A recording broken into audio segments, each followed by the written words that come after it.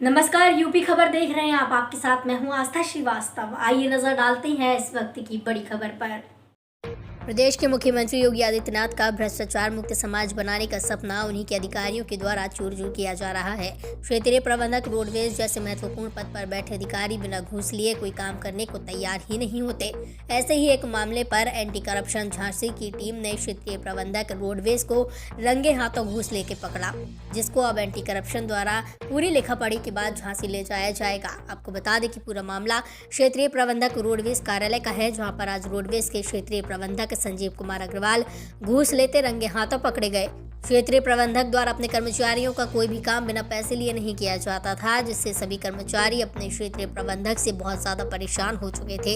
लेकिन कहावत वही है कि बिल्ली के गले में घंटी कौन बांधे, और बिल्ली के गले में घंटी बांधने की हिम्मत जुटाई क्षेत्रीय प्रबंधक कार्यालय में ही कार्यरत वरिष्ठ लिपिक रमेश वर्मा ने। इन्होंने भ्रष्टाचार के आंगठ में डूबे क्षेत्रीय प्रबंधक की शिकायत एंटी करप्शन ब्यूरो झांसी में की। ब्यूरो द्वारा पूरी तैयारी करने के बाद एक 7 सदस्यीय टीम यहाँ भेजी गई और एंटी करप्शन नहीं पाउडर लगाकर रमेश वर्मा को वह नोट उपलब्ध कराए जो उनके द्वारा अपना काम कराने के लिए घूस के रूप में क्षेत्रीय प्रबंधक को दिए जाने थे।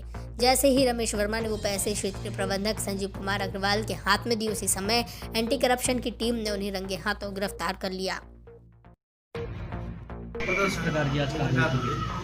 रमेश कुमार वर्मा जी हैं, वरिष्ठ लिपिक, रोडवेज कार्यालय में।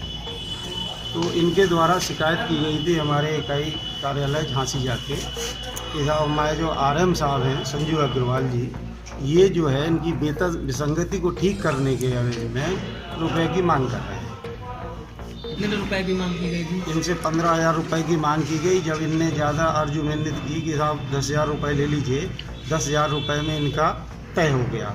तो इनने हमें जो है कल जाके एप्लीकेशन दिया और बताया कि हमारा जो है 24 तारीख को उन्हीं के कार्यालय में पैसा देना तय हुआ है। वो कह रहे जब तक पैसा नहीं दोगे तब तक हम आपका काम नहीं करेंगे। आज इनके द्वारा जब हम लोग यहाँ आए और इनको जो नोट होते हैं उनके नोटों को ट्रीटेड करके पाउडर वगैरह लगा के इनको दिया गया।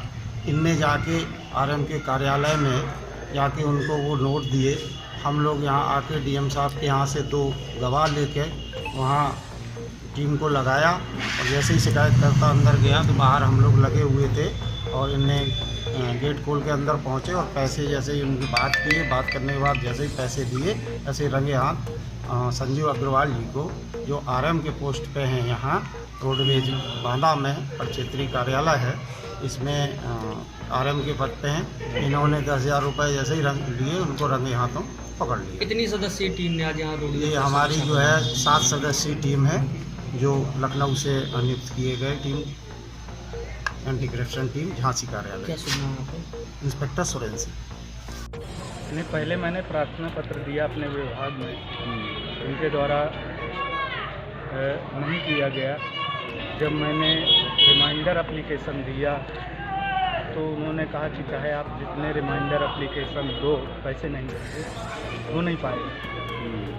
फिर आपने कहाँ शिकायत की?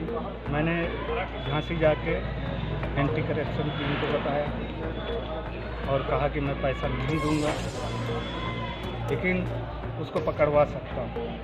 आज क्या हुआ फिर?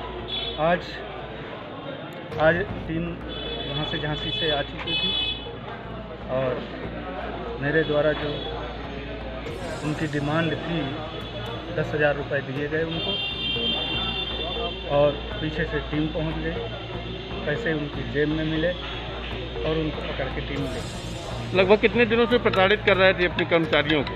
ये अपने कर्मचारियों को जब से यहाँ इस रीजन में आए, और जो कुछ दलाल हैं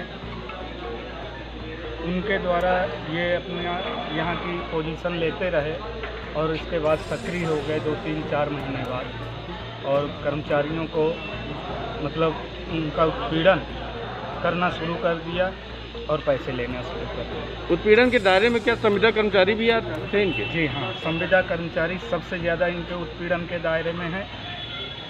वो इसलिए कि पैसे लेने के लिए उनकी संविदाएं समाप्त कर दी जाती हैं।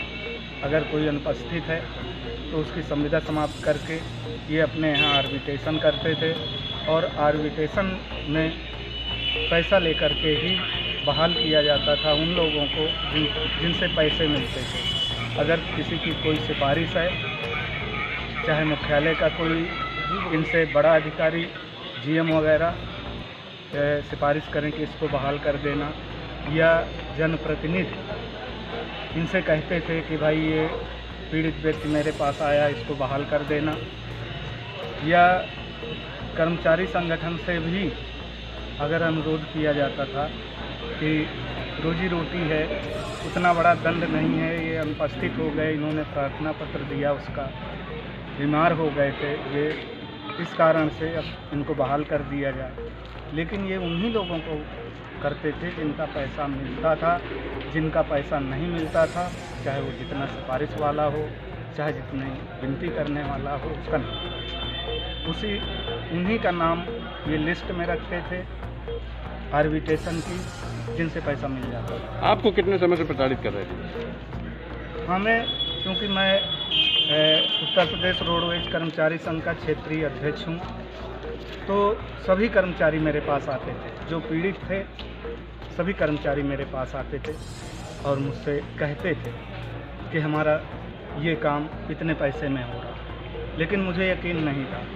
फिर मैंने इनको एक अपना जायज़ प्रार्थना पत्र दिया, और प्रार्थना पत्र देने के बाद मैंने भी वही चीज़ देखी जो ये अन्य के साथ करते हैं।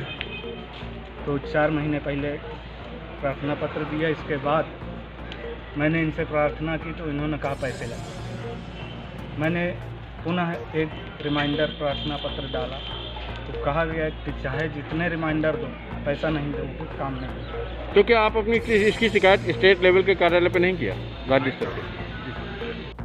यूपी खबर में फिलहाल इतना ही। मुझे दीजिए इजाजत। नमस्कार।